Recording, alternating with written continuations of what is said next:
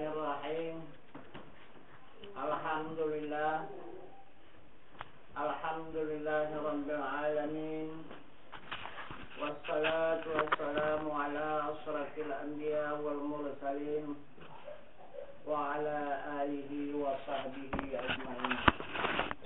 Asyhadu an la ilaha illallah wahdahu la syarikalah wa asyhadu anna Muhammadan abduhu wa rasuluh la nabiyya ba'da, amma ba'du.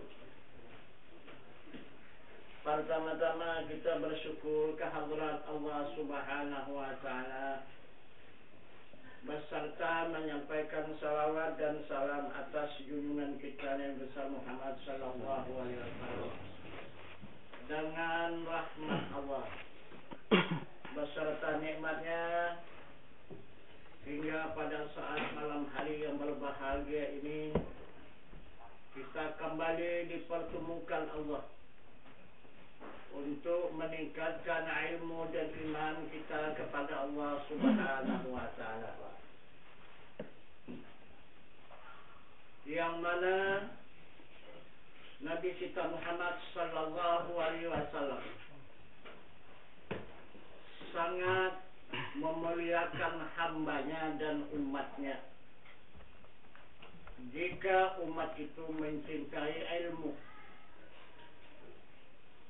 karena Allah dan Rasul juga sangat mencintai ilmu, karena ilmunya itulah yang sangat dicintai oleh Allah Subhanahu wa taala. Tanpa ilmu yang dilahirkan oleh Allah Subhanahu wa taala, maka alam semesta ini tidak diadakan. Karena ilmulah maka jadilah alam semesta ini. Maka dari itu Nabi kita Muhammad sallallahu alaihi wasallam sangat mengharapkan dan menekankan kepada kita umat, jangan melalaikan ilmu. Jangan mendahulukan perbuatan kemudian membelakangkan ilmu. Karena kata Nabi kita Muhammad sallallahu alaihi wasallam, tidak akan mendapatkan kesenangan baik di dunia dan di akhirat tanpa ilmu. Ilmu itulah yang membawa kita keselamatan di dunia dan keselamatan di akhirat. Dan ilmu itulah yang membawa kita kepada kesenangan di dunia dan kesenangan di akhirat. Maka Nabi kita menyampaikan di dalam sabdanya yang berbunyi, man aradad dunia fa'alaihi bil ilmi. Dan jika kamu menginginkan kesenangan di dunia dengan ilmu. Wa man abadal akhirah fa'alaihi bil ilmi. Dan jika kamu menginginkan kesenangan di akhirat dengan ilmu. Man aradathuma fa'alaihi bil ilmi. Dan jika kamu menginginkan kesenangan kedua-duanya di dunia dan di akhirat, yaitu dengan ilmu. Sampai di mana perjalanan kita di dalam melaksanakan kewajiban menuntut ilmu. Maka dijelaskan lagi oleh Rasulullah dengan sabdanya, "Utlubul ilma minal bisin." Tuntut ilmu walau kenegeri Cina. Begitulah sangat pentingnya ilmu itu kepada diri kita umat ini. Begitulah Rasul mengatakan kepada kita umat, walau ke negeri Cina. Mesti kita jalani, kita seberangi untuk mendapatkan ilmu itu. Tanpa ilmu kita kiamat. Jika kita menyempurnakan ilmu, maka kita diberikan Allah keselamatan. Kemudian seberapa lama diberikan waktu kita di dalam menuntut ilmu ini. Maka Rasulullah menjelaskan lagi di dalam sabdanya, "Utlubul ilma minal mahdi ilal lahdi." Tuntut ilmu dari buayan hingga kalian lahat. Tidak ada masa hatam, tidak ada tamat di dalam perjalanan menuntut ilmu Allah ini. Tamatnya adalah liang lahat. Jika kita berhadapan dengan liang lahat, maka tamatlah ilmu Allah ini. Jadi yang mana ilmu itu yang diwajibkan oleh Rasulullah ini, yang tidak boleh ditinggalkan dan tidak boleh dibelakangkan dari segala perbuatan. Ilmu apa? Maka Rasulullah mengatakan di dalam sabdanya lagi, "Talibul ilmi fariidatun ala kulli muslimin wal muslimat." Maksudnya bermula menuntut ilmu fardu ain, fardu diri atas muslim laki-laki dan muslim perempuan yang akil baligh. Tiap-tiap sudah berakal dan baligh, maka wajiblah menuntut ilmu itu, kata Rasulullah. Jadi yang mana dia ilmu yang diwajibkan oleh Rasul tiap-tiap diri umat? Yaitu ada 3 ilmu. Pertama ilmu usuluddin, kedua ilmu fikih, dan ketiga ilmu tasawuf. Inilah yang diwajibkan oleh Allah dan Rasul atas diri umat. Apa itu usuluddin? Arti ilmu usuluddin untuk mempertanyakan agama. Itu kata Allah dan Rasul, agama itu yang pertama dipertanyakan. Jangan amal ibadah. Ini kita sudah duluan amal ibadah. Sampai di mana tingkat amal? Sampai di mana tingkat ibadah? Agama tidak dipertanyakan. Jadi apalah artinya kita beramal dan beribadah kalau tidak beragama? Beragama dulu. Karena agama itulah yang membawa kita di sisi Allah. Tanpa agama, kita tidak ada hubungan dengan Allah. Kita bercerai dengan Allah. Bahkan kita meninggalkan Allah tanpa agama.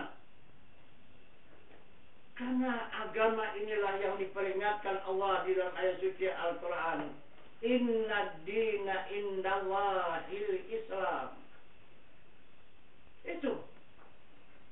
Jadi agama inilah yang membawa kita ke sisi Allah. Bukan hanya sampai ke sisinya saja. Nah, itu. Sampai ke hadratnya. Bukan sekadar hanya berhadap. Bahkan kita sampai mesra. Itu yang dikatakan insan kamil. Arti kamil itu mesra. Bukan berhadapan, bukan berjumpa dengan Allah. Mesra dengan Allah. Nah, seperti air dengan gula. Dimasukkanlah gula ke dalam air. Mesra dia. Gula itu dengan air. Begitulah satu iktibar. Nah, hamba itu dengan Allah. Itu pun masih kasar iktibar itu. Yang sebenarnya yang dimaksud insan kamil itu seperti ombak di lautan dengan air lautan. Nah, begitulah masalahnya insan dengan Allah Subhanahu wa taala, bagaimana masalahnya ombak dengan air. Nah, sampai di sana kita dibawa oleh agama. Kenapa ini maka kita belakangkan agama? Asal kita pertanyakan bagaimana amal, bagaimana ibadah, bagaimana amal, bagaimana ibadah. Tapi agama tidak dipertanyakan. Sedangkan Nabi kita Muhammad SAW menekankan, mewajibkan, memperdukan agama lebih dulu dipertanyakan.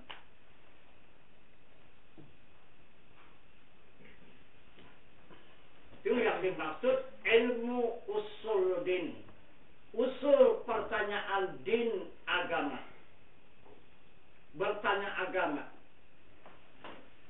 Siapa itu agama? Siapa itu agama?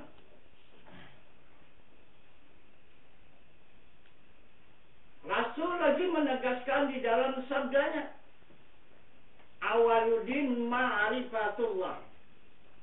Bermula awal agama mengenal Allah. Siapa yang mengenal kepada Allah baru mendapat awal daripada agama. Apa itu yang dimaksud dengan Allah? Yang dimaksud dengan Allah itu ada 4 martabat isinya. Pertama zat, kedua sifat, ketiga asma, dan keempat af'al. Itu yang wajib dipertanyakan. Yang mana yang dimaksud af'al Allah, perbuatan Allah? Mana dia? Kemudian, mana yang dimaksud dengan asma Allah?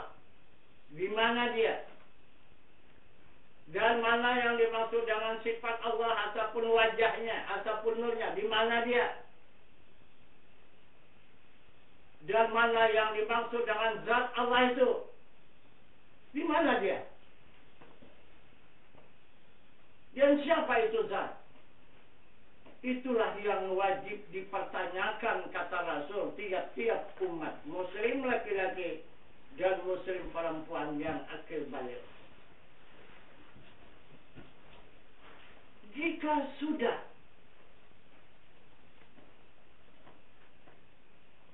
ini dipertanyakan, jika sudah ini mendapat jawaban, baru dihadap. Apa yang dihadap? Zatnya yang maha suci. Itu yang wajib dihadap. Zatnya yang maha suci. Itu yang wajib dihadap. Ini jangan ilmu tasawuf. Itu menurut daripada sunnah Rasul, usuluddin dulu, baru tasawuf. Yang ketiga baru fikih. Kalau di dalam sabda Rasul, usuluddin dulu, kedua fikih, dan ketiga tasawuf. Tapi yang sebenarnya adalah kita mengikut sunnah yang dikerjakan oleh Rasulullah. Usuluddin dulu, kedua baru tasawuf, yang ketiga baru fikih. Usuluddin 13 tahun semasa Rasulullah di Mekah, berada di Jabal Qubis. Itulah usuluddin, mempertanyakan adanya Tuhan, mempertanyakan adanya Allah itu zat, sifat, asma, apa itu 13 tahun lamanya waktunya diberikan oleh Rasulullah kepada sahabat dan umat. Itu usuluddin. Ini sunnahnya. Semasa Rasulullah berada di Jabal Qubis di Makkah Al-Mukarramah. Yang kedua, Rasulullah mengajarkan ilmu tasawuf. Ilmu tasawuf ini tidak bisa diketahui oleh manusia yang lain, atau malaikat pun juga tidak tahu, apalagi jin dan syaitan. Hanya yang dapat mengetahuinya hamba itu dengan Tuhannya. Itulah contoh Muhammad menghadap kepada zat Tuhannya perjalanan Isra dan Mi'raj. Para sahabat dan umat tinggal di Mekah Al-Mukarramah di Jabal Qubis. Para malaikat tinggal di langit. Dan panglima malaikat yang bernama Jibril tinggal di Sidratul Muntaha di langit yang ketujuh. Dan Muhammad melewati alam nur 70.000 lapis. Baru dia menghadap ke alam zat Allah Subhanahu wa ta'ala. Tidak ada yang bisa mengetahui dan menyaksikan, hanya Muhammad dan Tuhannya. Itulah arti tasawuf. Tidak ada orang yang tahu hubungan diri kita dengan Tuhan. Hanya kita sendiri yang tahu. Dan Allah sendiri yang tahu dengan hambanya. Yang bisa menghadap kepada dirinya. Itu arti tasawuf. Nah, jika sudah kita bertasawuf, baru kita punya iman. Ini yang dimaksud iman. Karena sudah diketahui diri Allah itu. Kemudian baru dihadap. Ini yang dikatakan iman. Nah, jika sudah punya iman, iman inilah yang dibawa turun. Turun ke mana? Turun ke syariat. Turun ke syariat. Itulah melakukan amal ibadah. Itulah hijrah. Arti hijrah ini berpindah. Tidak lagi di Mekah. Maka pindahlah ke Madinah. Itu sunnahnya yang dilakukan oleh Nabi kita Muhammad SAW. Jadi barulah di Madinah itu ada perbuatan salat 5 waktu sehari semalam. Ada puasa pada bulan suci Ramadan. Ada pengeluaran zakat harta yang sampai nisab. Dan kemudian melaksanakan ibadah haji. Ini hijrah ke Madinah. Inilah fikih. Jadi ilmu fikih ini dikajakan dengan ilmu syarat, rukun, sah, batal, halal, haram, makruh, dan mubah. Itu. Jadi inilah perjalanan Rasulullah menyampaikan agama Allah di muka bumi ini. Yang disampaikannya kepada umat. Pada tahun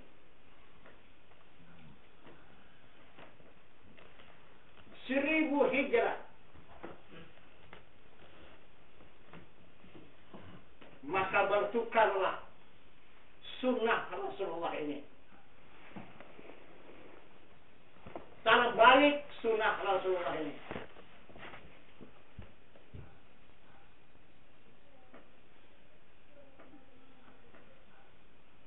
Kenapa maka terbalik?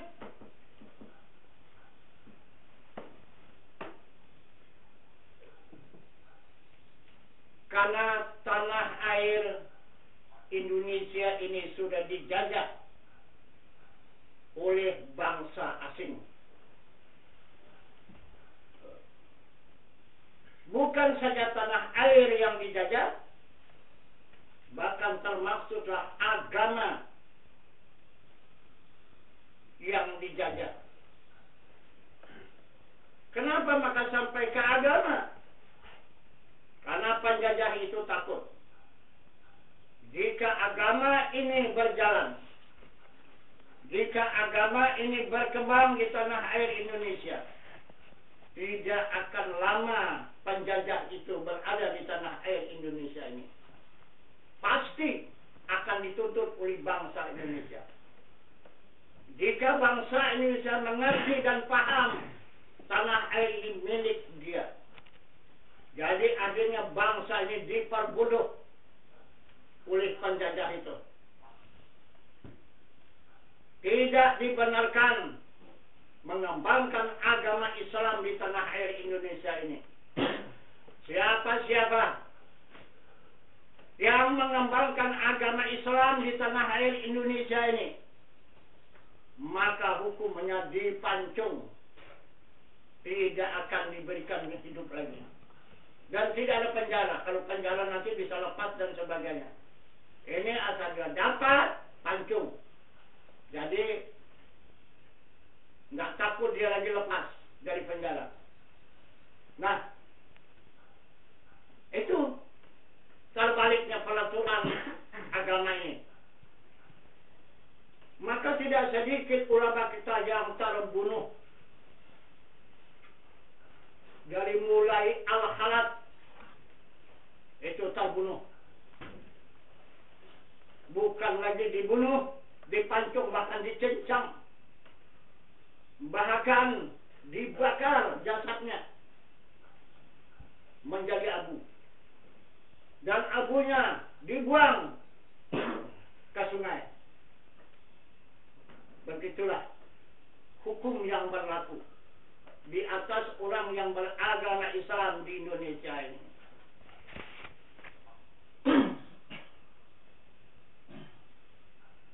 Kemudian dipasanglah seluruh intelijen di seluruh pulau Indonesia ini.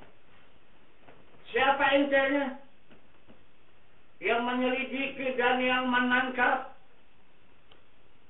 ulama-ulama yang mengembangkan agama Islam di muka bumi ini adalah ulama bangsa Indonesia sendiri. Yang mau mengambil pangkat, yang mau mengambil gaji yang mahal, tapi dengan syarat ajaran agama disimpangkan, jangan diluruskan. Yang dibenarkan cuma Islam, tapi agama tidak dibenarkan bersama. Mana Islam mengucap kalimat syahadat, salat 5 waktu sehari semalam, puasa pada bulan suci Ramadan, mengeluarkan zakat harta yang sampai nisab, dan melaksanakan ibadah haji. Hanya ini yang boleh berkembang, yang boleh berjalan di tanah air Indonesia ini. Kalau ini memang dibantu, ini memang disemarakan, karena penjajah itu dia memandang dan mengetahui kalau sekadar ini bangsa Indonesia yang dikerjakan, itu adalah bangsa yang sangat bodoh. Itu seperti anak kecil sedang tidur yang tidak tahu hak miliknya. Jadi begitulah selama kita 350 tahun bangsa Indonesia dianggap oleh penjajah itu anak kecil yang sedang tidur, yang tidak tahu dengan hak miliknya. Akhirnya hak milik bangsa Indonesia dijadikan oleh penjajah itu kekayaan yang luar biasa, tapi kita tidak sadar. Nah itu. Nah itu maka sekarang dengarkan syiar di seluruh Indonesia ini. Syiar-syiar yang disampaikan oleh para dakwah-dakwah, dai-dai bangsa Indonesia pada sekarang ini, yang boleh kita syiarkan, yang boleh kita kerjakan, yang boleh kita kembangkan syariat, syariat, syariat, syariat, syariat, syariat, syariat. Jangan menyinggung hakikat. Jika terdengar suara hakikat, sesat. Itu ulama penjajah. Nah itu. Memang betul, kata dia. Tanah air sudah kami lepaskan.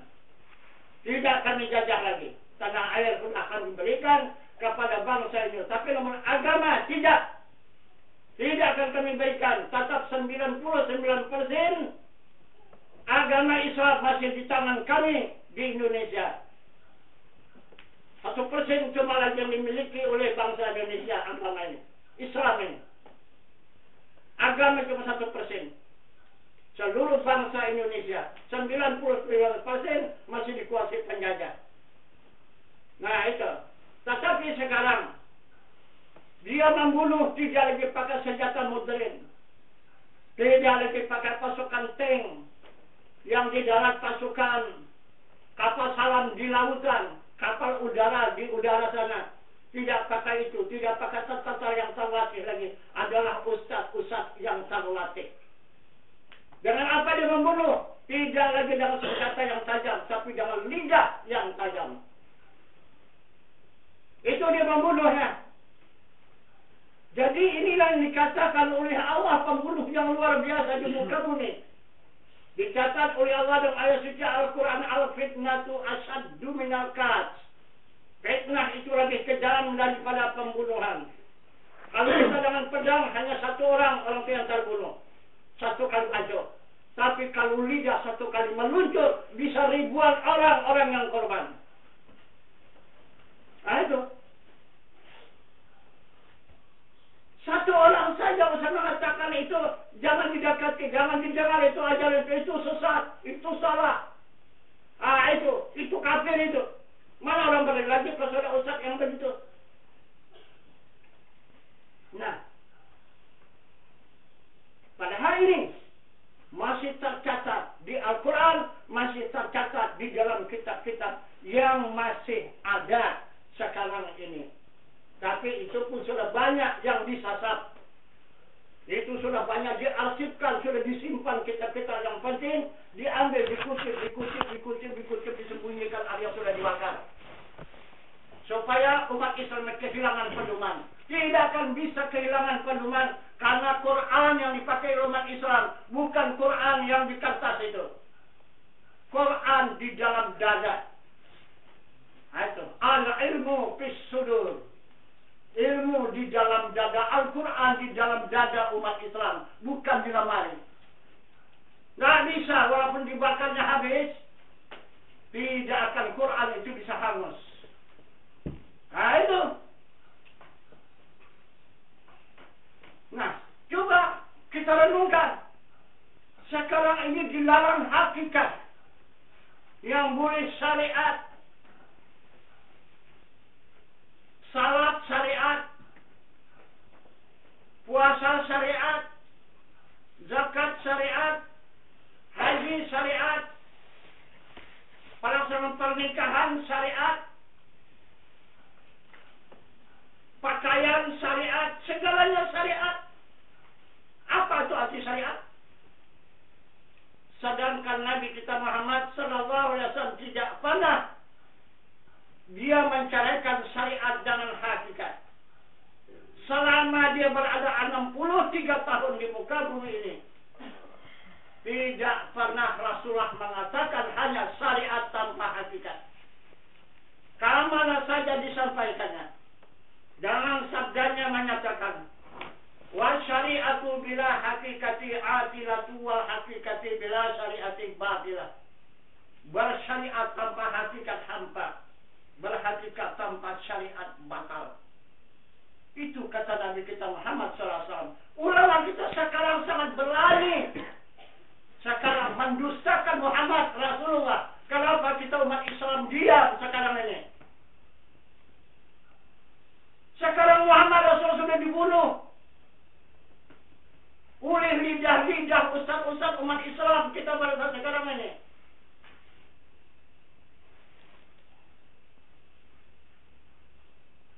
Tidak ada lagi Muhammad Rasulullah kekasih Allah yang mengembarkan agama Allah di muka bumi ini. Penggantinya adalah ustaz-ustaz inilah sekarang.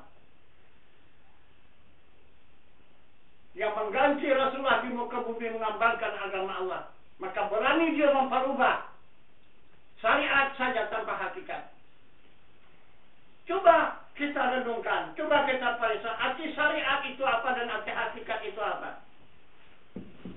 Arti syariat itu perbuatan, arti hakikat itu hak. Artinya yang hak, yang benar. Jadi Rasulullah menganjurkan kapan berbuatlah tapi yang benar. Salatlah tapi yang benar. Berzakatlah tapi yang benar. Berpuasa tapi yang benar. Laksanakan ibadah haji tapi yang benar. Inilah. Tidak peduli yang benar, yang penting kerjakan. Itu yang penting kerjakan. Tidak penting benar, jangan tidak ikuti, tidak mau tahu. Ini sekarang. Jadi apa lagi artinya kalau kita tidak ada kebenaran lagi? Kalau hanya pekerjaan saja yang ada kebenaran tidak ada untuk apa?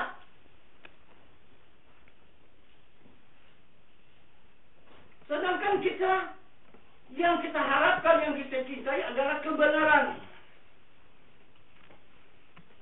Ini kebenaran tidak lagi dibenarkan.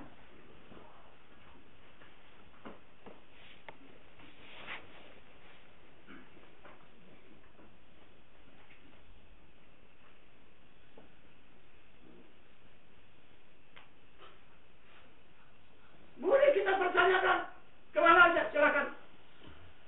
Kita bebas mempertanyakan ke ustaz mana saja. Kita banyak berhubung dengan ustaz. Nah, itu. Coba tanya. Minta izin ustaz. Wajibkah kita ini melakukan salat? Ya, wajiblah. Baik. Yang saya pertanyakan ini salat dengan secara hakikat. Bagaimana melakukannya ustaz? Kalau syariat ini Pak Ustaz anak kecil pun tahu. Yahudi Nasrani pun mengerjakan salat. Bahkan ada yang jadi imam pun. Pendeta Nasrani, pendeta Kristen. Jadi imam di masjid. Coba. Pendeta. Terjadi baru nih. Daerah kita ini. Coba. Siapa yang tahu? Kalau tidak dia mau nikah, di situ terbukalah identitas dia, tidak tahu bahasa itu adalah orang Nasrani. Padahal sudah disetujui dia menjadi imam. Bacaan fasih Al-Quran, Al-Quran hadis dia lancar. Nah itu maka kita tidak bisa tertipu masalah soal itu, soal syariat. Nah itu kalah kita syariatnya. Coba itu dipertanyakan. Nah, kalau misalnya pelaksanaan ibadah haji, minta izin ustaz. Kita untuk melaksanakan ibadah haji. Nah, bagaimana secara hakikatnya kalau kita melaksanakan ibadah haji ini?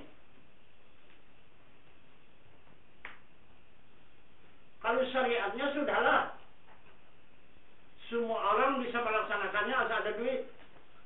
Tapi secara hakikat bagaimana? Wah, itu tidak bisa. Yang penting kita syariat. Berarti Ustaz mendustakan Rasulullah. Berarti Ustaz itu adalah membatalkan adanya Rasulullah di muka bumi ini. Karena hadis Rasulullah tidak pernah hadis Rasulullah memisahkan antara syariat dan hakikat. Ya boleh saja kalau kita jangan menghantam. Tak ada kita masa dipecat jadi guru begitu begini, nggak ada. Tapi kalau ustaz juga banyak yang bertanya, lantaran dia mau jadi guru itu. Itu. Itu dah. Dia yang guru kita bertanya. Itu.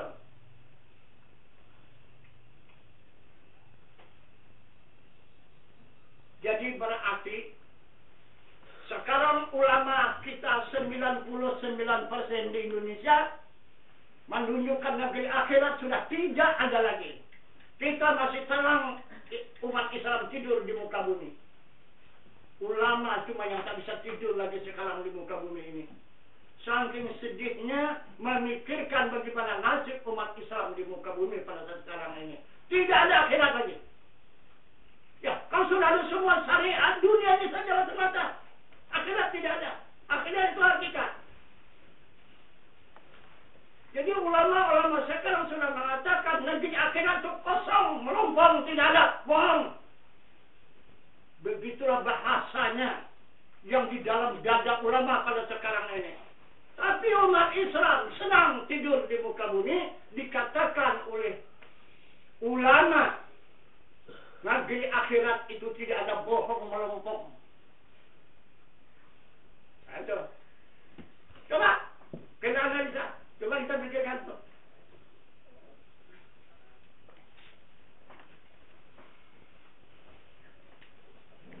Jangan sedikit kita menyentuh mengenai soal hakikat. Hadis kemuliaan semua. Itu. Saya nyentuhlah sedikit aja.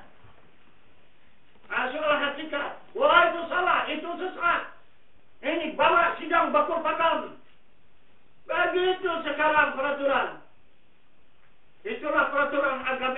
di Indonesia pada saat sekarang ini.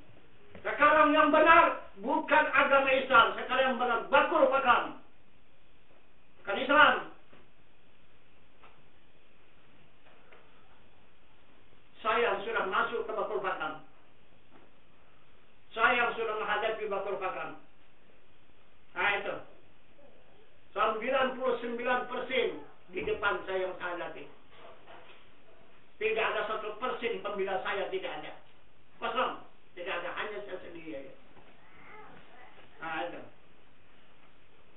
Itu pada tahun 80 saya sudah berhadapan dari seluruh lapisan masyarakat. Serendah-rendahnya sehingga sampai ke setinggi-tingginya.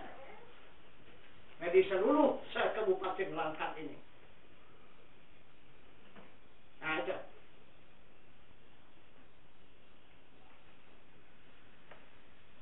Cuman saya diberi waktu 1 minggu saja lagi hidup di muka bumi ini. Itulah keputusan yang sudah dirancang oleh mereka 1 minggu saja. Nah itu. Saya hidup di muka bumi itu. Datuk di Allah itu. Nah. Karena itu yang mengasih tahu langsung sama saya itu adalah komandan pada saat itu yang di Jalan Gandhi pasukan apa? Laksus ya. Itulah komandan Laksus itu langsung berhadapan sama saya mengatakan waktu di kantor di kantor kejaksaan di pinggir. Nah itulah. Nah itu. Jadi siapa dulu namanya itu? Saring Barakmana Trigan. Nah itu komandannya, komandan Laksus pada saat itu yang mengawal di Jalan Gandhi. Itu yang berhadapan sama saya. Nah gitu. Jadi katanya kalau saya bawa Ustaz ke Jalan Gandhi sana, nanti kalau pulang nanti ke rumah udah siap-siap ajalah kain putih. Karena tidak akan lebih, hanya umur 7 hari saja. Kalau sudah akan dipulangkan 7 hari saja. Nah itu, habislah itu. 7 hari itulah untuk keluarga.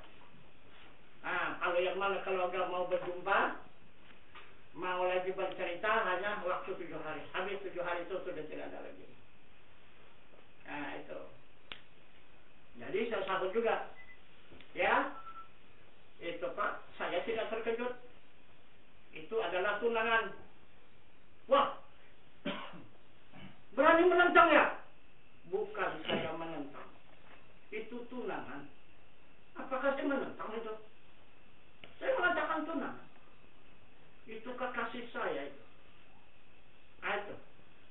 Jadi Bapak tidak bakal mati Pak. Saya tanya. Dia tiap hidup pasti mati. Tunangan ada nggak? Kekasih apa enggak? Kenapa Bapak bakal kasana, Bapak maka benci? Coba, kenapa? Kenapa punya Bapak, punya kekasih, kenapa maka Bapak tidak suka? Tidak. Karena sudah ditunangkan oleh Allah. Saya hidup di dunia, pasti akan bertemu dengan kematian. Itu tunangan. Itu. Bukan karena saya menentang. Nah, saya mengikuti pepatah orang tua. Karena saya lahirnya dari orang tua. Apa pepatah orang tua? Takut karena apa? Dan berani itu karena apa? Takut karena bersalah. Itu. Berani karena kebenaran. Itu maka saya tidak takut. Karena tidak ada bahasa kesalahan. Kalau memang ada kesalahan, buktikan mana kesalahan saya. Tunjukkan. Silakan. Buktikan mana kesalahan. Nah itu. Jangan dipersalahkan. Kalau dipersalahkan 1000 orang pun bisa satu hari menyalahkan orang. Tapi membenarkan orang yang benar belum tentu bisa satu orang satu hari.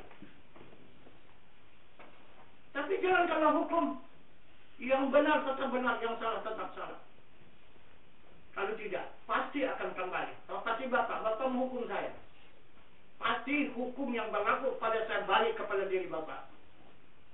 Bagaimana nanti saya sengsaranya, lebih itu nanti Bapak rasakan. Itu pasti saya jamin. Tuhan di hadapan kita ini, Pak. Saya bilang, saya diam ya. Itu. Sebentar ya, saya lapor ke Kodim dulu katanya. Siap. Tinggal saya di kantor kejaksaan, berangkat dia ke Kodim. Itu, tempuh 1 jam. Ini sudah 3 jam, saya tunggu apapun tak datang. Rupanya pun pulang. Tak berani juga saya lagi. Itu. Oh, dah tak ada lagi. Saya pun pulang. Tidak jadi dibawanya ke jalan kaki. Itulah pada tahun 80. Nah, saya menjalankan, mengembangkan agama ini. Itu maka saya tidak ada keraguan, tidak ada kesangsian itu. Nah, itu. Jadi, yang mana lihat mereka mau membunuh, maka mereka terbunuh semuanya. Tidak ada yang selamat, terbunuh semuanya. Yang mana mereka punya niat untuk membunuh, maka dia pun terbunuhlah semua. Tapi bunuh tidak wajar. Semuanya neraka. Nah itu. Ada yang hangus jasadnya. Sudah tinggal jasad, tinggal apa? Tinggal mayat, hangus, terbakar. Itu. Kalau mau tahu dulu, siapa namanya Kua Kecamatan Pelangtawalang? Siapa namanya coba? Siapa Kua Kecamatan Pelangtawalang yang meresmikan masjid di 90? Siapa? Diresmikannya masjid 90. Iya kan? Padahal dia sudah tahu bahwa ada masjid di sini. Diresmikannya lagi masjid di sana. Berapa ratus meter jaraknya ini? Itu. Karena apa? Maka dijadikannya 2 masjid. Sedangkan di sana hanya 20 orang penduduknya pada saat itu. Yang menandatangani menjadi anggota Jumat itu adalah wanita, perempuan. Sahminan namanya. Itulah Kua Kecamatan Padang Tawalang. Nah, jadi apa kata dia? Kalau ada ustaz yang tidak senang nanti keputusan saya ini, saya meresmikan 90 ini adalah masjid, suruh datang ke rumah saya, tidak pernah rumah saya tertutup, dan kantor saya pun tidak pernah terkunci. Silakan dia datang. Saya bilang, alhamdulillah kalau dia mau seperti itu. Nanti malaikat yang datang mewakili saya. Berapa? Berapa hari? Berapa hari kan? Tak sampai 1 bulan tegang. Hangus semua seluruh jasadnya. Muridnya sekecamatan Banyumas San Selamat. Terbakar jasadnya itu. Mayatnya itu terbakar. Coba di dunia sudah dibuktikan neraka. Sampai 2 masjid diresmikannya Jati 1 dan 91. Itu. Saya bukan sekepun beritanya kepada ulama yang sebenarnya 90, 1000 tahun salat tidak salat Jumat. Tidak akan diterima Tuhan salat Jumat di situ. Apalagi Jati lebih parah. Hanya bikin dosa aja itu. Udah kita tidak Jumat. Yang dikatakan Jumat yang capek-capek tidak sah. Jadi mana sahnya coba? Berlaga itu suara azan itu. Coba, begitu dekatnya. Mana boleh dilaksanakan apa? Jumat. Kalau masjid diganti 2, suruh dengan gereja. Itu. Tapi dari sini sekarang saya tidak mengganggu lagi. Karena sudah orang Departemen Agama yang balik meresmikan. Ya sudah, silakan. Itu. Padahal orang itu hanya untuk melaga, menghancurkan agama Islam yang ada di desa ini. Bukan tujuan untuk baik. Apakah baik berganding begini masjid? Coba. Itu. Cuman karena kita melihat di peraturan hukum, karena kita yang dimenangkan oleh Allah, karena kita yang pertama duluan. Mereka cuma hanya mengadakan penipuan. Macam seperti 90 pertama rumah pengajian dibikin. Sesudah pengajian baru dibikin apa surau. dibikinkan mihrab. Itu sesudah surah boleh dijadikan masjid. Ini sah ini. Hukum dari mana ini sekarang? Coba. Berpindah wakaf. Pertama, wakaf pengajian. Kedua, wakaf surau. Ketiga, berwakaf masjid. Bisakah berpindah-pindah segini wakaf? Nah, ini.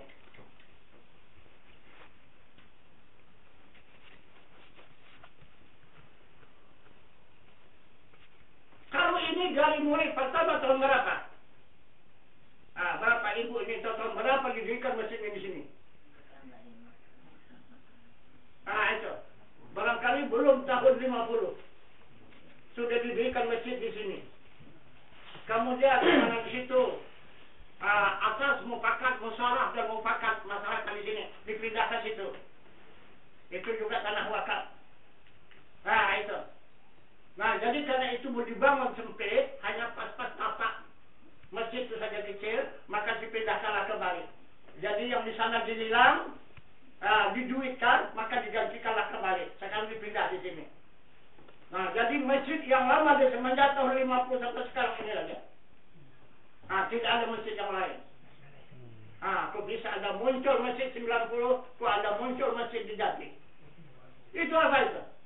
Itu masjid Yahudinya semua itu. Bukan umat Islam punya itu. Kenapa? Maka masjid diadakan tandingan. Coba Yahudi punya. Nah, begitulah kita sekarang di dalam agama Islam ini tidak akan bisa mulus kita menjalankan agama ini. Sangat banyak tantangan dan rintangan, bahkan yang paling banyak ujian. Ujian itu luar biasa. Itu. Karena sekarang kita sudah berada di 99% dengan berimbang hanya 1%. Itu. Tapi baru ini jamaah kita yang dari negeri Belanda sana yang mengetahui rahasia Belanda itu yang menjajah tanah Indonesia ini, asalnya 5% lagi bangsa Indonesia ini beragama, 95% tidak beragama lagi. Baru bulan puasa baru ini. Itu. Memang orang Indonesia asalnya, tapi dia ini adalah penjelajah mencari ilmu, sehingga sampai sekarang dia berada di negeri Belanda. Maka sekarang di negeri Belanda disayangi oleh orang Belanda itu, karena dia itu adalah perancang membuat kapal. Kapal besar, kapal tanker, kapal apa itu dialah itu. Artinya perancangnya membuat kapal itu. Itu. Jadi itu maka sangat disayangkan oleh orang Belanda itu. Jadi dia tidak senang juga kalau tidak mencari agama yang sebenarnya. Pikir dia berada di negeri Belanda itu, disitulah dia mendapatkan agama ini yang sebenarnya. Terbukti tidak ada. Itu maka akhirnya sampai juga dia kembali. Disitulah dia membuka rahasia itu. Apa rahasia Belanda yang sebenarnya menjajah tanah air Indonesia?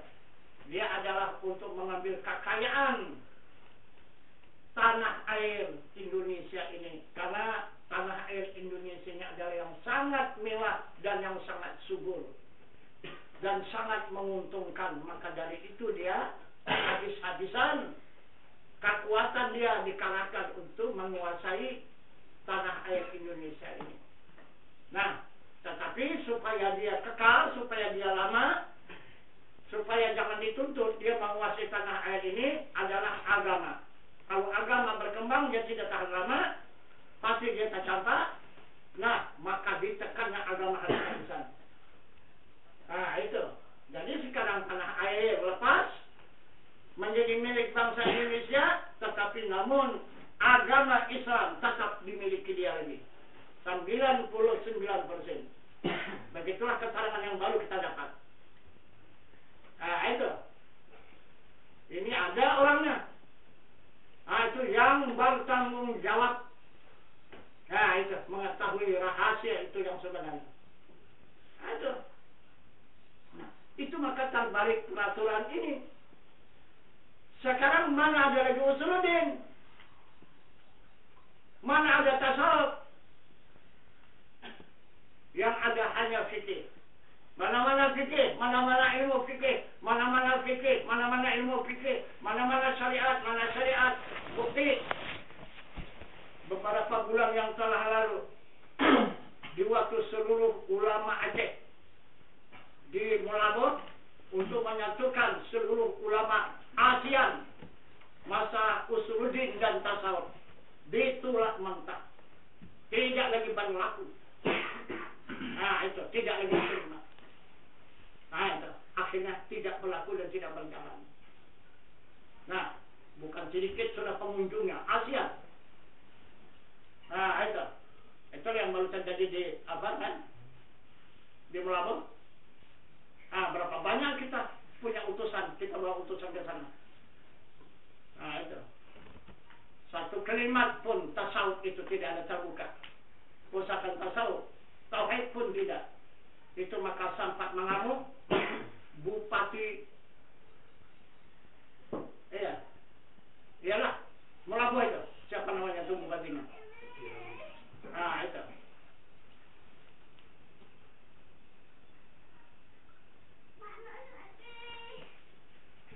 Jadi itulah yang terkuat di sana, di Aceh.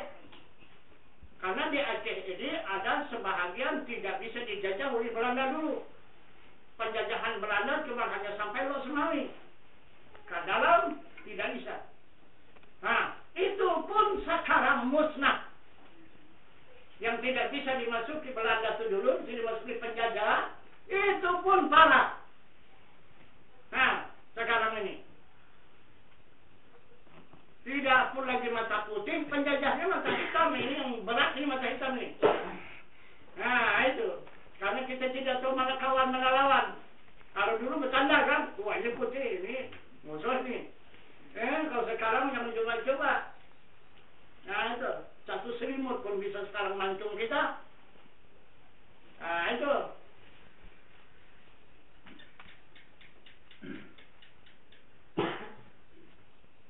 Jadi dulu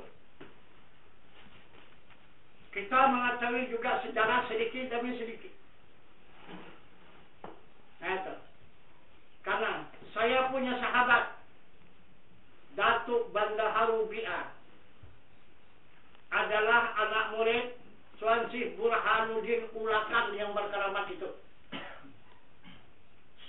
Tuan Syekh Burhanuddin Ulakan itu anak murid Tuan Syekh Abdul Raud Banda Aceh. Itu dikatakan Salami Mekah itu. Jadi dia dulu bersahabat dengan Haji Hasan Perak, bapaknya gubernur sekarang ini. Gitu. Semasa Dut Bre memberontak dulu, dia itu pendamping. Lama dia mendampingi Dut Bre itu. Itu Hasan Perak sama Datuk Bandaharu Bi'ah itu. Yang pertama, apa ini? Yang di Jakarta ini, dia adalah menjadi Diwan Mursyid seluruh tarikat yang berkembang di Indonesia. Datuk Bandaharu ini. Seluruh Indonesia Diwan Mursyid dia. Seluruh tarikat. Itu semasa kami munas tahun 90. Di Jakarta. Nah, kemudian saya dilantik menjadi Diwan Mursyid Kabupaten Langkat oleh Datuk Bandaharu. Kemudian semasa kami kembali munas di Jakarta, maka berbalik. Maka Datuk Bandaharu minta dibaiatkan. Jadi saya baiatkan pula Datuk Bandaharu. Jadi berarti dia menugaskan saya menjadi Diwan Mursyid Kabupaten Langkat, tetapi akhirnya dia adalah menjadi jemaah kita. Itu Datuk Bandaharu itu. Jadi masuklah dia ke dalam gulungan Fardu Ain. Datuk Bendahara itu. Nah, disitulah dia membuka segala rahasia. Nah, itu. Bagaimana perjuangan, dari mana asalnya Daud Brecht itu. Maka dia memberontak kepada Indonesia ini. Pertama, dia tidak pernah terjajah oleh penjajah, yaitu Belanda. Belanda hanya batas Lok Semanggi, tapi ke sana tidak. Satu, maka dia tidak mau menyatu dengan tanah air yang pernah dijajah oleh Belanda itu. Satu. Yang kedua, di waktu Indonesia ini merdeka, belum ada apapun. Pesawat sebiji pun tidak ada. Masih sedang keadaan susah. Bangsa Indonesia pada saat itu yang dipimpin oleh Soekarno. Maka dipanggillah oleh Daud Brecht Soekarno ke daerah, apa namanya kalau bahasa kita, Batu Licin namanya. Apa namanya bahasa Aceh itu? Batu Li, Batali apa? Batali ya. Itu. Kalau kita Batu Licin. Gitu. Di sana dipanggil, maka bangsa Aceh akan membantu bangsa Indonesia dengan seharga pembeli pesawat. Nah, itu. Maka diberikanlah entah beberapa ratus kilo emas kepada Presiden Soekarno, maka diberikannya lah. Itu kepada Soekarno mewakili bangsa Indonesia untuk membeli pesawat. Itulah pesawat Indonesia pertama memiliki pesawat.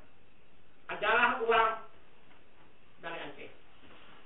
Jadi Presiden Soekarno berutang ke Aceh. Nah, karena berlarut-larut tidak ada ingat untuk membayar utang, maka yang punya hak menagih. Itu ditagih, tidak dibayar, akhirnya, udahlah, tidak pun dibagi, tidak pun dipulangkan, itu tidak apa-apa. Cuma kami minta tolong. Kita pisahkan antara Aceh dan Indonesia. Nah, itu asalnya. Maka terjadilah pemberontakan di ITI. Ini sebabnya. Nah, itu. Jadi, kalau melihat sejarah ini sampai sekarang, bangsa Indonesia masih terhutang kepada bangsa Aceh. Sebanyak pesawat. 1 biji pesawat. Nah, itu. Jadi, kalau dikembangkan sampai sekarang berapa? Bilang sama Datuk Bendahara, kalau bangsa Indonesia ataupun Soekarno lupa dengan janjinya untuk membayar hutang ini kepada bangsa Aceh, kita berjanji, kita yang bayar. Saya bilang, kita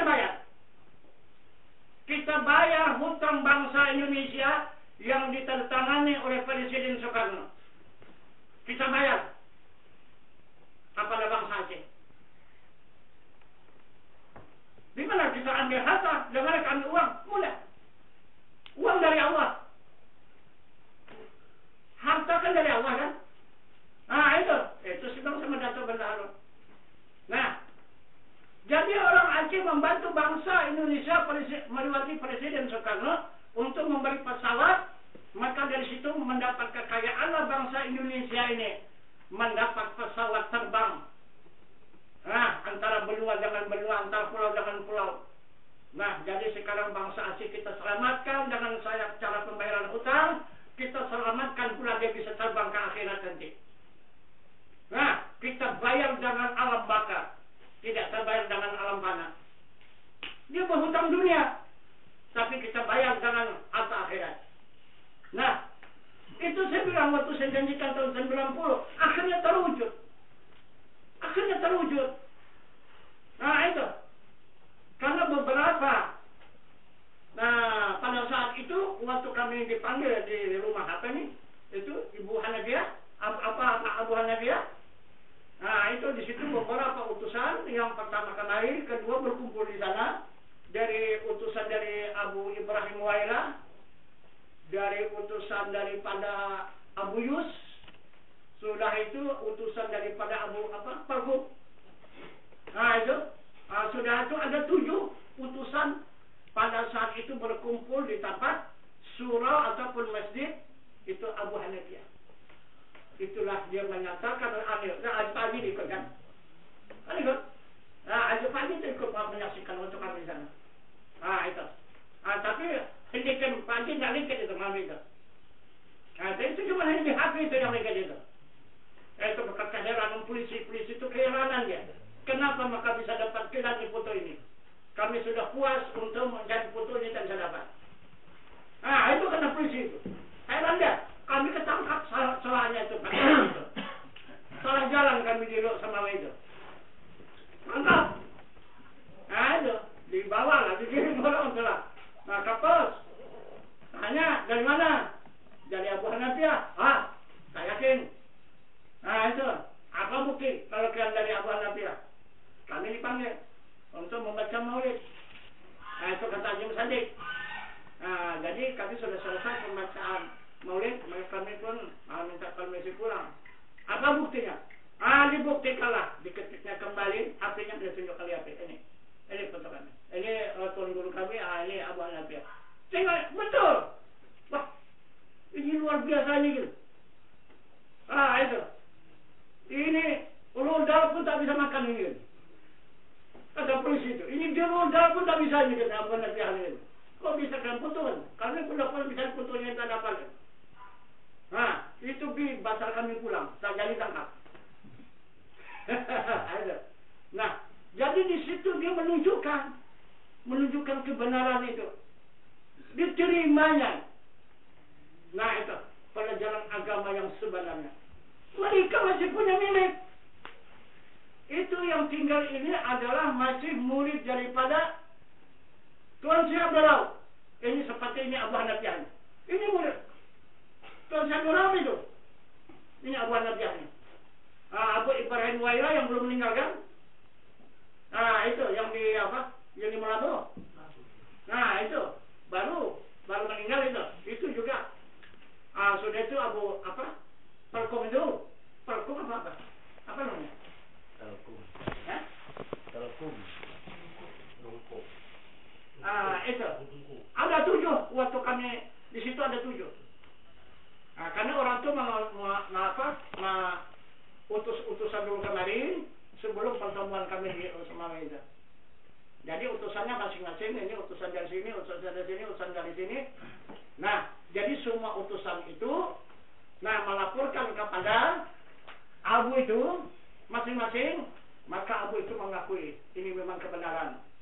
Cuman dikatakannya ini yang kalian jumpai ini adalah secara kerasulan. Tapi kita tidak memiliki itu. Kita cuma hanya kenabian. Kita tidak dapat lagi menyebarluaskan agama ini, cuma hanya untuk pakai untuk keluarga. Kalau untuk menyebarkan secara umum sudah tidak bisa. Tapi yang kalian jumpai ini adalah bisa mengembangkan secara umum. Adalah yang mewarisi kerasulan yang untuk mengembangkan agama ini. Kita tak bisa. Kita cuma hanya kenabian. Hanya untuk pakai sendiri. Untuk dikembangkan tidak bisa. Nah, itulah pengakuan beberapa orang ulama di Aceh. Itu. Tahun berapa itu ya? Setahun yang lewat ya? Setahun yang lewat lah. 3 tahun Tuan. 3 tahun yang lalu. 3 tahun yang lalu ya? Itulah. Masa masih disusu. Iya.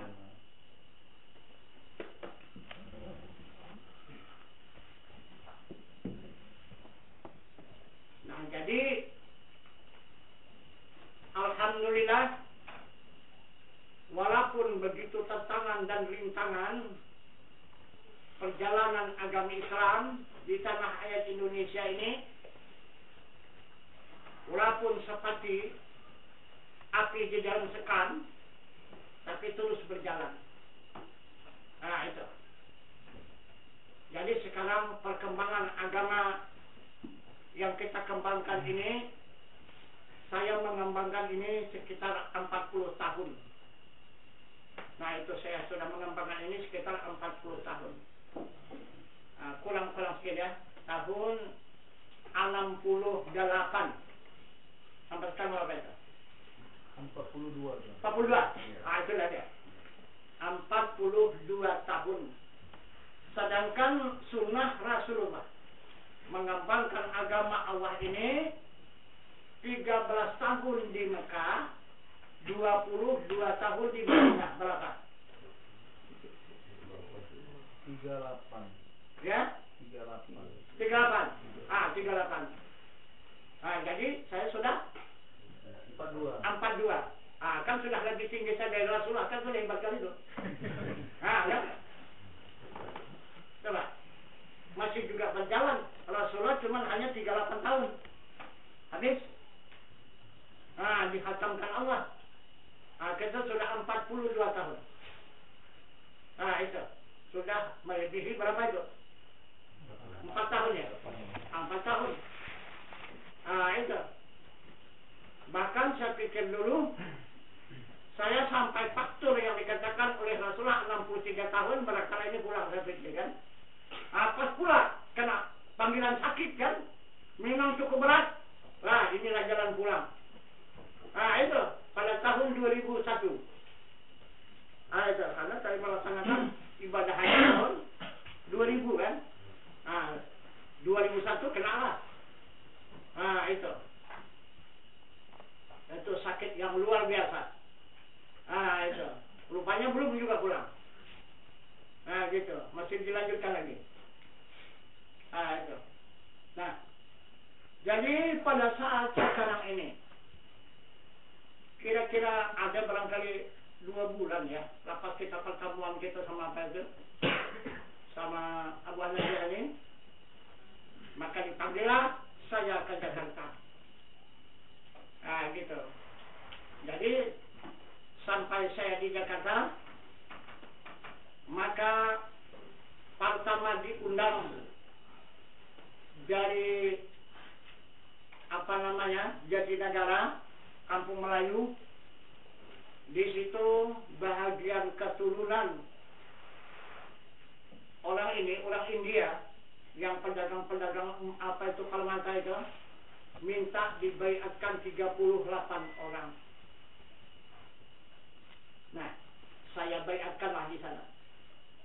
Kemudian kami dipanggil lagi ke Bogor, di puncak yang sangat dingin itu, di hotel yang luar biasa dinginnya, tanpa AC, tapi dinginnya luar biasa, melebihi AC lagi. Nah, apa kerja? Hanya membaiatkan. Di situ 1 hari 1 malam di situ yang berbaiat orang apa sana? Orang Bandung. Semua dari Bandung ke situ dia berkunjung untuk menerima baiat. Kemudian pulang kami dari puncak, kembali kami ke apa? Ke Cibubur. Ke apa? Apa namanya? Di daerah apa itu? Lubang Buaya itu. Kampung Melayu. Bukan, ke Kampung Melayu itu. Lubang Buaya. Daerah Lubang Buaya. Di situ kan rumah Pak Ridwan di situ. Kemudian dipanggil ke Bekasi, juga daerah orang pedagang Farmata, itu Kalimantan yang banyak, yang dipimpin oleh syekhnya yang bernama Tajudin, orang dari Kalimantan. Itu. Jadi di situ saya diminta membaiatkan sebanyak 50 orang. Itu. Jadi di situ banyak orang Malaysia, orang Singapura ikut dari situ. Ada orang pedagang-pedagang semua itu. Kemudian selanjutnya kami dipanggil lagi ke Banten. Itu. Di Tenggarang. Di pesantren Ashabun Naza, yang dipimpin oleh kiainya Agus Ghafurur Rahim. Nah, di situ seluruh yang mengajar di pesantren itu 76 orang gurunya, semua minta dibaiatkan. 25 orang tamatan Mekah, 25 orang tamatan Madinah, 26 orang tamatan Mesir. Berarti itu dunia di situ. Jadi itulah kata Pak Abu Hanafi hari itu kan. Itu nanti yang berkembang ini bukan saja di sini di Aceh dan bukan saja di Sumatera Utara. Ini nanti ilmu ini berkembang di seluruh dunia. Tidak ada beberapa bulan terwujud. Itu kan orang dunia itu. Jadi menunjukkan di dunia tidak ada lagi yang bisa menyelamatkan umat secara hakikat. Karena tidak ada lagi tempat pembayatan itu tidak ada. Itu tidak ada. Untuk tempat penyerahan diri kepada Allah itu tidak ada lagi. Sesuai dengan Al-Quran, wa tawakkal 'alal hayyil ladzi la yamut. Serahkan dirimu kepada Tuhanmu yang hidup, yang tiada mati. Di dunia sudah tidak ada lagi tempat hamba Allah ini untuk menyerahkan dirinya kepada Tuhannya. Tidak ada lagi yang bisa mempertemukan diri hamba dengan Tuhannya, tidak ada. Itu bukti dunia. Itu.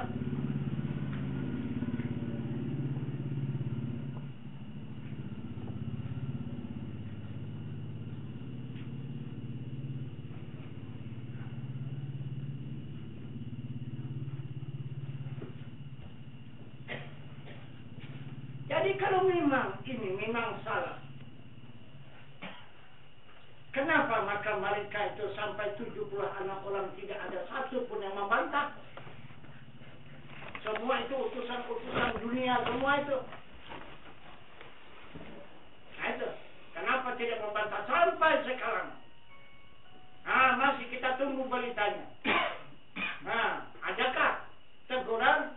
Adakah bantahan? Itu. Apa sekarang tidak ada?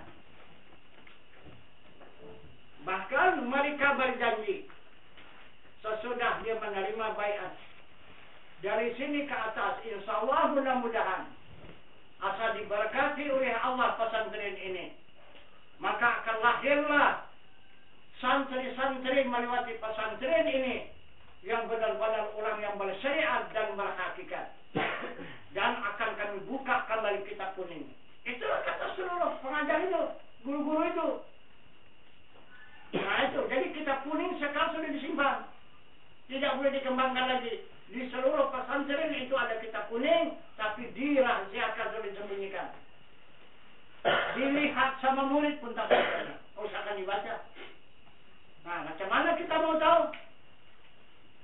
Jadi berarti umat Islam ini tak lama lagi bakal karam lah. Kalau itu yang kita ikutkan. Itu. Jadi inilah.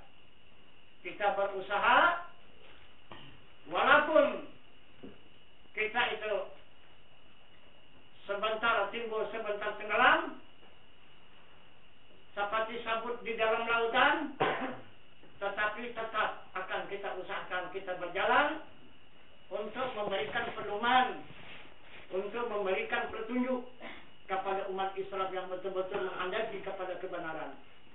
Itu, walaupun bagaimana tentangan dan rintangan, kita tidak mempedulikan itu. Itu. Karena dari pertama tahun 80, itulah keputusan saya. Itulah etikat saya menghadapi seluruh lapisan masyarakat itu, hanya kepada rukun syahadat. Yang saya pegang hanya rukun syahadat saja. Apa rukun syahadat? Rukun syahadat itu ada 4. Mengisbatkan zat Allah, mengisbatkan sifat Allah, mengisbatkan af'al Allah, mengisbatkan kebenaran Rasulullah. Itu rukun syahadat. Mengisbatkan zat Allah ada 6. Pertama wujud, artinya ada. Qidam, artinya sedia. Baka, artinya kekal. Muhalafatuhu ta'ala hawadith, bersalah-salahan bagi segala yang makhluk. Qiyamuhu ta'ala binafsih, berdiri dengan sendirinya.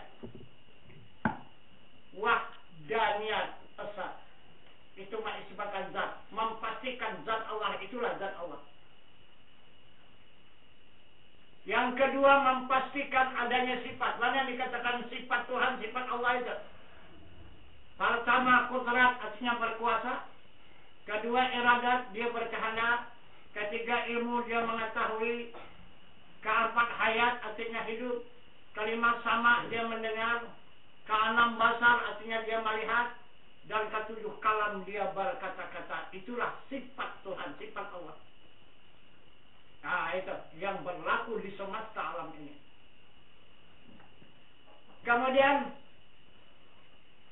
yang keempat, yang ketiga, af'al Allah mengisbatkan dan memastikan, menetapkan perbuatan Allah mana? Ada 6.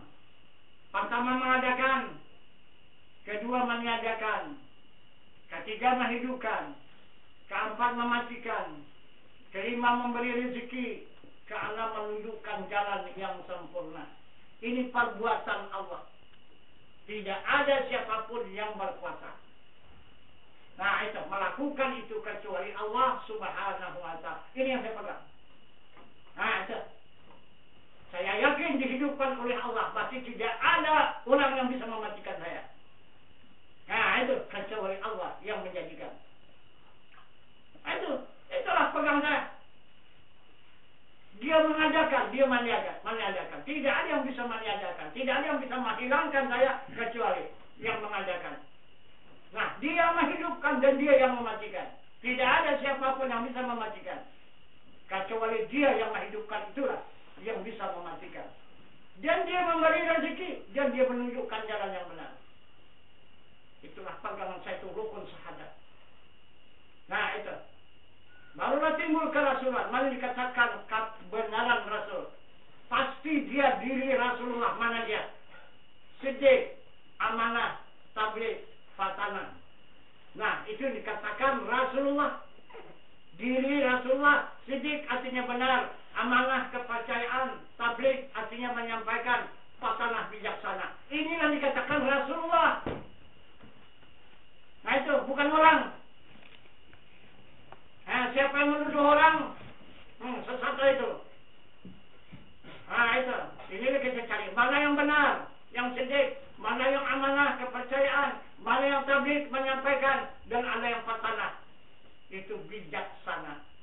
Tapi tidak dia meninggalkan manusia. Al-a'radul basyariyah.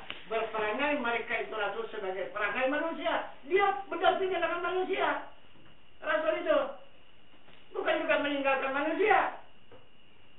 Karena tempat perlindungannya itu manusia. Dia al-aladul basyariyah. Contoh tauladannya itu manusia. Nah, itu. Jadi mengajarkan sesuatu kepada manusia, dia melihat contoh tauladan itu. Nah, melewati samaran dia itu. Nah, itu. Kalau tidak ada dia berwujud seperti manusia, mana bisa dia memberikan pelajaran kepada diri manusia? Nggak bisa. Nah, itu. Itulah yang saya pegang. Nah, itu.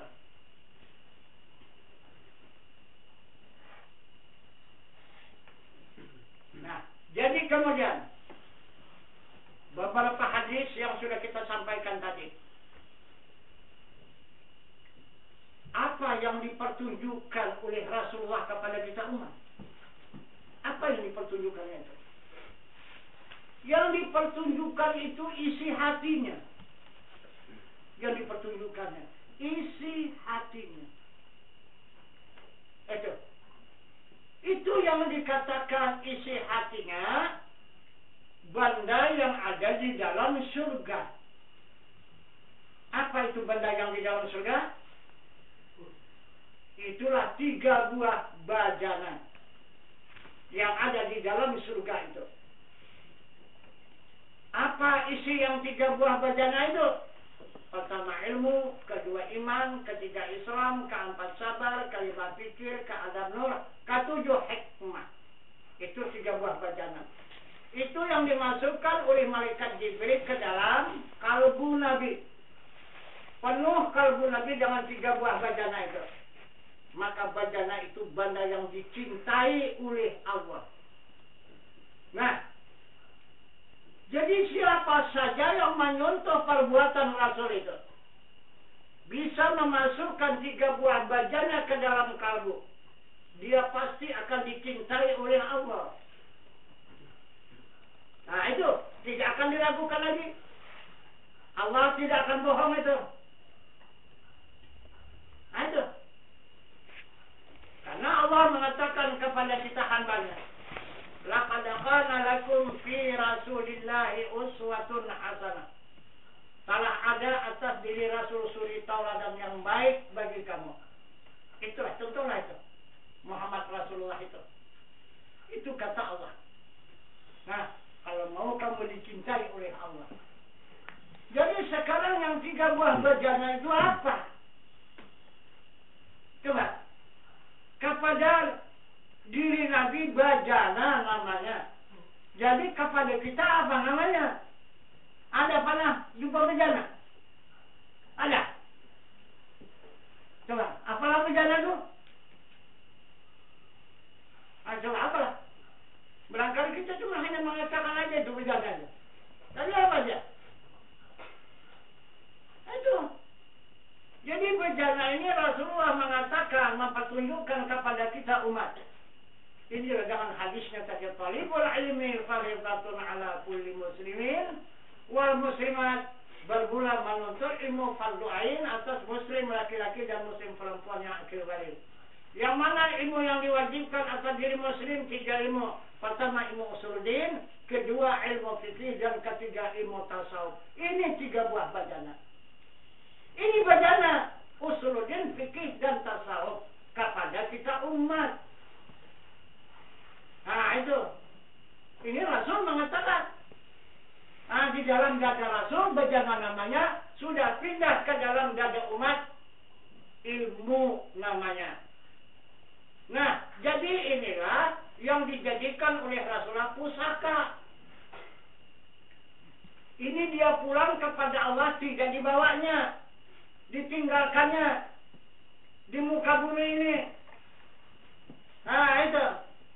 Supaya dituntut oleh umat, supaya diambil oleh umat. Karena ini pusaka Rasulullah. Siapa yang cinta kepada Rasulullah, maka dia akan mengambil pusakanya. Jadi pusaka Rasulullah ini adalah harta Allah. Itu maka ilmu ini ilmu tauhid, ilmu Tuhan. Inilah yang akan membawa kita kepada Tuhan. Ilmu tauhid, ilmu Tuhan. Ini pusaka Rasulullah. Nah itu, jangan dihayal-hayalkan. Jadi jika kita tuntut 3 ilmu ini, usuluddin, fikih, dan tasawuf, maka berkembang dia di dalam kalbu itu menjadi ilmu. Sudah sempurna ilmunya menjadi iman. Sudah menjadi iman baru menjadi Islam. Sudah menjadi Islam baru menjadi sabar. Sudah menjadi sabar baru menjadi fikir. Sesudah menjadi fikir baru menjadi nur. Sesudah menjadi nur baru menjadi hikmah. Itu 3 buah bejana. Dijamin oleh Allah, dipastikan Allah surga. Nah itu, diharamkannya, disentuh oleh neraka. Lalu kita dapat mengisi itu di dalam kalbu kita yang 3 buah bejana ini. Nah itu.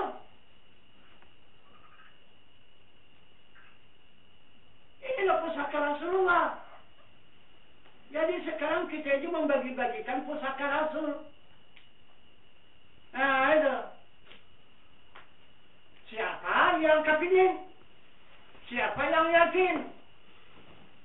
Nah itu kepada pusaka Rasulullah. Karena jangan jalan pusaka Rasulullah inilah jalan keselamatan kita kembali kepada Allah, mendapatkan jalan ihdinas siratal mustaqim. Untuk mendapatkan jalan yang lurus, jalan yang diridai oleh Allah Subhanahu wa taala. Mantap. Kalau dia tak dapat. Nah, jadi inilah barangkali sebagai tambahan pelajaran kita pada malam ini untuk meningkatkan ilmu dan iman kita kepada Allah Subhanahu wa taala. Dan kemudian boleh kita lanjutkan kembali dengan usuluddin. Karena Usuluddin ini 13 tahun ini. Itu diberikan waktu oleh Rasulullah kepada kita umat untuk menjalankan usuluddin ini. Baru nanti naik ke tasawuf. Sudah tasawuf, baru fikih, baru melakukan amal ibadah. Ini usuluddin yang tidak ada, apalagi tasawufnya sudah amal ibadah. Apa tak kemana-mana amal ibadah, yang ke sungai, yang ke laut, yang ke parit, tak kemana-mana. Coba. Jadi yang parah lagi di dalam salat kita itu kita, salat bukan tanggung, sudah berbisul sudah kepalanya untuk sujud kan? Untuk sujud lebih bisul, bukan lagi baca lagi berbisul udah. Ya saking lamanya sudah sujud kan? Tapi apa yang kita lakukan sujud itu? Sujud karena sumpah. Itu tanda karena sumpah. Itu dilihat. أرأيت الذي يكذب بالدين فذلك الذي يدعو اليتيم ولا يحض على طعام المسكين فويل للمصلين الذين هم عن صلاتهم ساهون. Kalau sumpah apa enggak? Tahukah kamu yang mendustakan agama, kata Allah, orang yang mendustakan Tuhannya, agama itu Tuhannya. Orang yang tidak menyantuni anak yatim, yang tidak membantu kepala fakir dan miskin. Fawailul lil musallin alladzina an salatihim sahun. Celaka orang yang salat. Itu yang dikerjakan. Coba.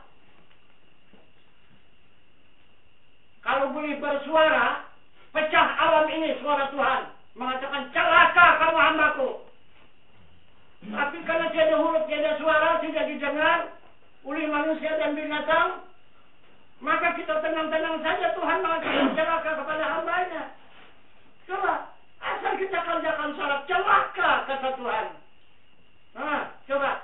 Fawailul lil musallin alladzina an salatihim sahun. Celaka orang yang salatnya yang lalai dari ingatan. Tidak mau menghadap Tuhannya salatnya itu. Coba lihat di dalam kitab pembuka rahasia ketuhanan. Apa kata Tuhan di sana? Barang siapa ingatannya itu kepada dunia, maka dunia itulah Tuhanmu. Bagaimana? Coba.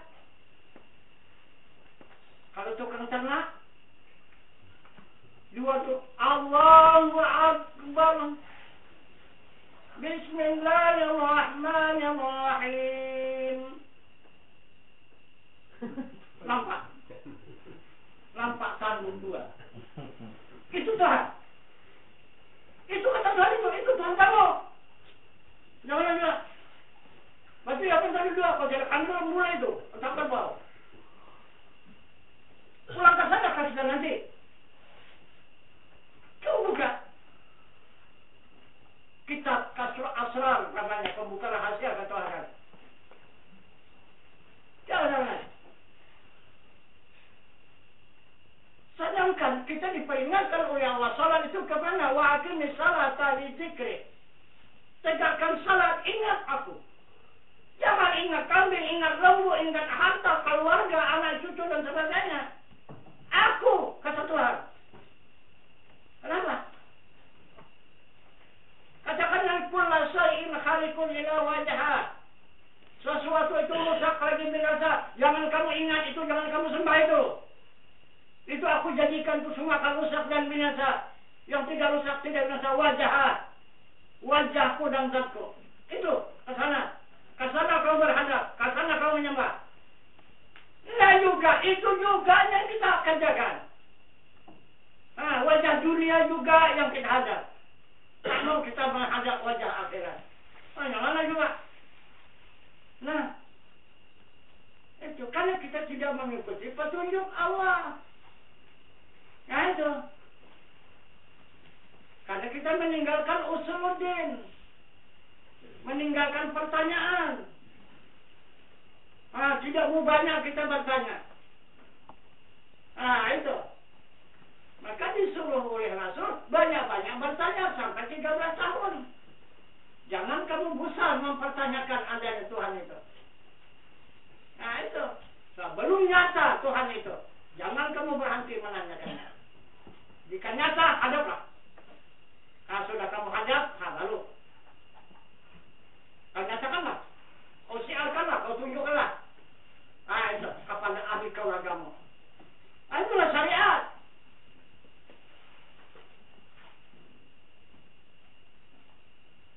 Nah, jadi barangkali ini saja dulu. Kita padakan keterangan pada malam ini. Maka bersambung dengan usul yaitu pertanyaan. Dan kita akhiri wabillahi taufiq wal hidayah. Assalamualaikum warahmatullahi wabarakatuh. Waalaikumsalam.